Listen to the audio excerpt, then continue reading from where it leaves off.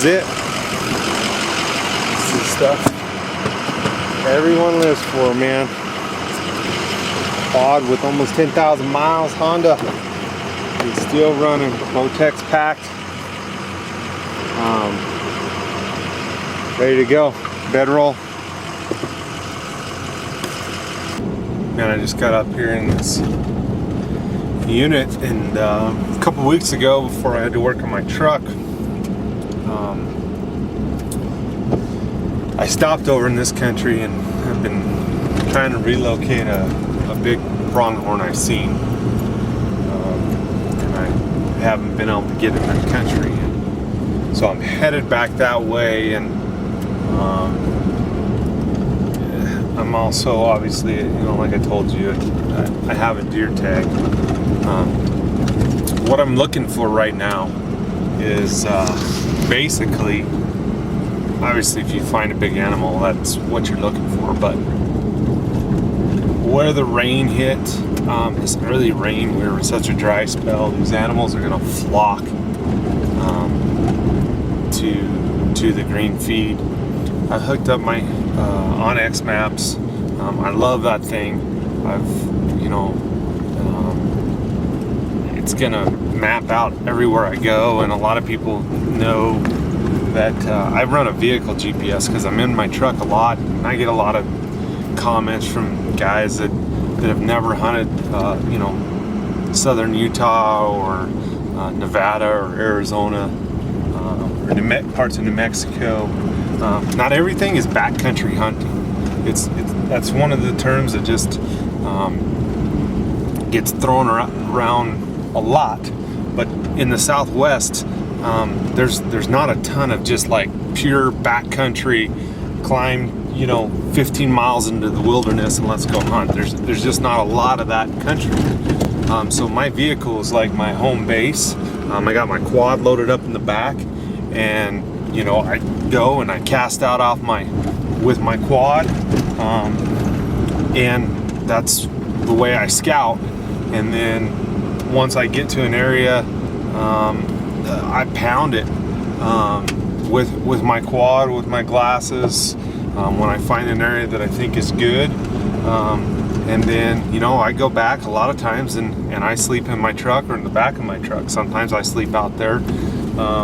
But there's not a lot of areas where you actually go to where it's necessary to stay up on a ridge. I got my pack loaded up, my binoculars, spot scope. I got some trail cameras in here.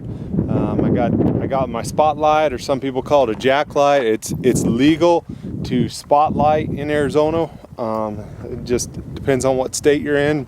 Now you can't have any weapons or your bow and arrow with you, but that's what I'll do is I'll leave out of here tonight. I'm gonna go, it's about a little after 5. I'm gonna go check some country. I'm not gonna get over there where I saw the big antelope. I'm gonna get over there tomorrow when I have more time, but it's not that far away. But I just seen a little buck over here, and I'm gonna go check this out. I'm gonna drive all the roads that I can possibly drive, and I'm just gonna look from the roads. I'm gonna look for a high point to get on, and the high point I get on, that's gonna be where I glass for the night. I got my trail cameras again, just in case I see something I want to throw it on there. I don't run 80 to 100 trail cameras. I run a few.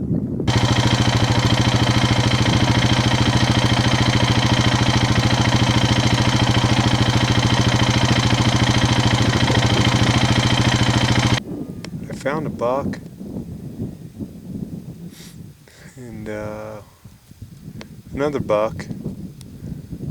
He is a freak, that's what he is. And I thought he had one horn, but I'm looking at him right now, and he's a freak buck.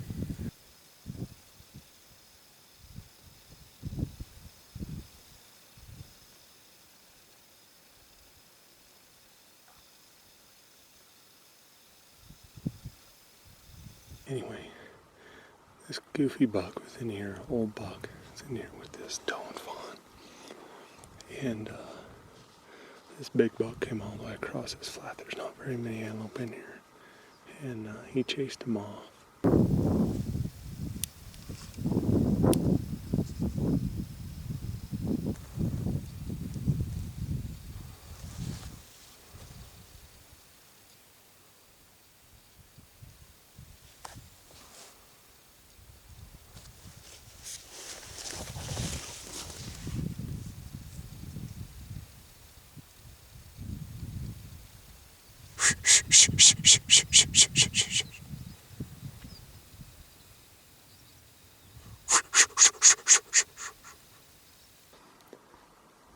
More antelope than I thought in here. 4 bucks is what I seen right here. Another buck a little ways away. So there could be another buck in that much too. I'll check that out tomorrow afternoon. I'm going to head this way in the morning, but one really good buck. He's blowing at me right now.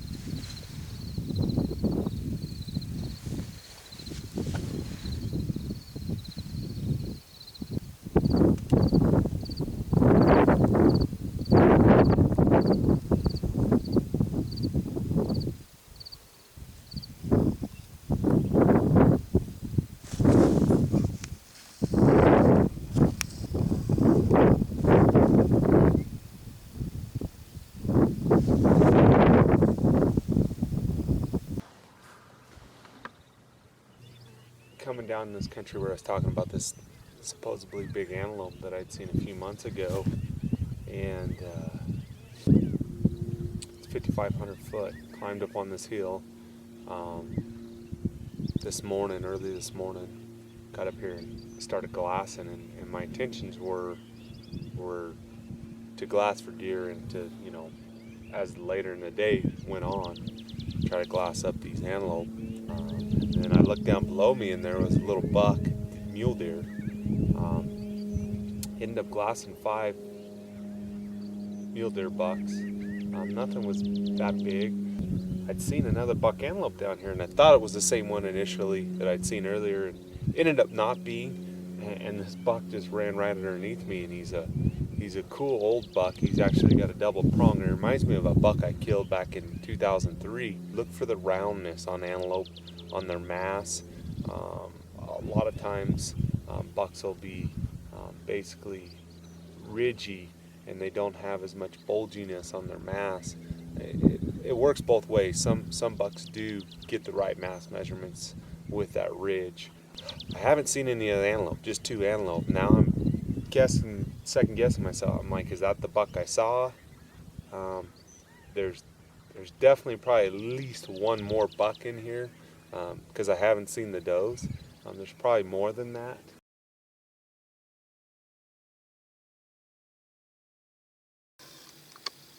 Poof! Poof!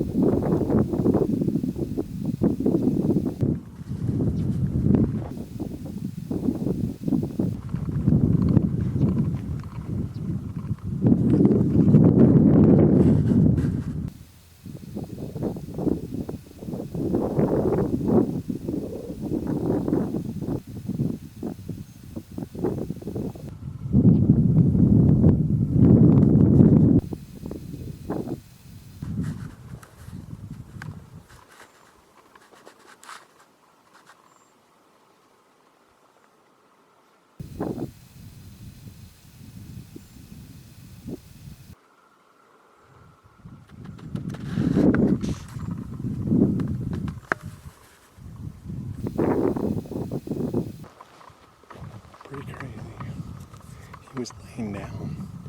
So I come back and try to get some more footage of him. Boy, did I ever get some footage.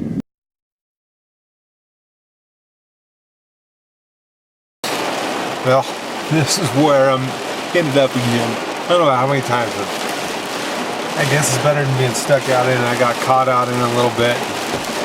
This thing was building about forever wide.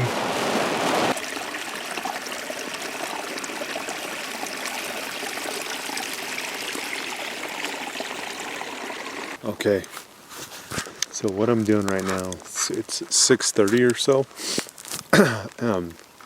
It's still raining pretty good. It's not great for glassing. I've kind of jacked up my afternoon. It's really hard to see into this stuff when it's raining, and I'm gonna have a hard time getting up anywhere. But I'm just gonna run around, and I'm gonna kind of just burn this afternoon running around and seeing where I want to be in the morning. So.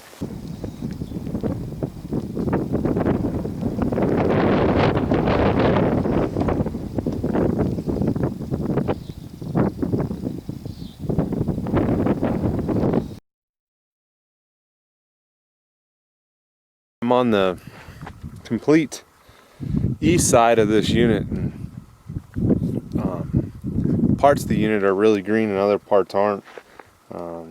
Most of it is. Some of it's just lush grass, but kind of give you a little bit of contrast. This is there's actually cows on this side of the fence, and there's no cows on this side, but it is just a good contrast. It's kind of from about right here to the west, and this area has been hit by rain, and to the east and just kind of this little peninsula area hasn't had much rain at all. And in my mind, the way that plays for antelope, they obviously they need water and they need food, but water is huge for them, and they have they're really territorial driven, and they can only live in certain type country if that's where they were born and raised and whatnot. So it doesn't play as much in my mind with antelope. It will if it's this much of a contrast. Like if there was a herd of antelope, they would probably be on this side of the fence. With that being said, for what I'm looking for right now, which is mule deer, they too, they have a home range and whatnot, but they're gonna go to that feed, and this is what I'm looking for early season. I'm looking for where the rain hit. Elk, I mean, is a no-brainer. Elk have long legs; they're built to travel. There is some resident elk that won't move, but that's what I'm looking for. This is kind of a contrast here, and this isn't the greenest stuff. The greenest stuff's more that way. Kind of pan over there, show you, see where it starts to get green there. That's what I'm looking for. So.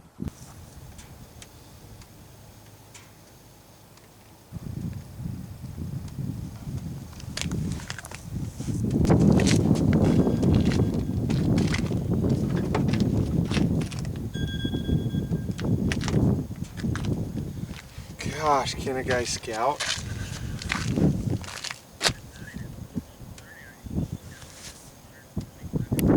Dude, I don't quit.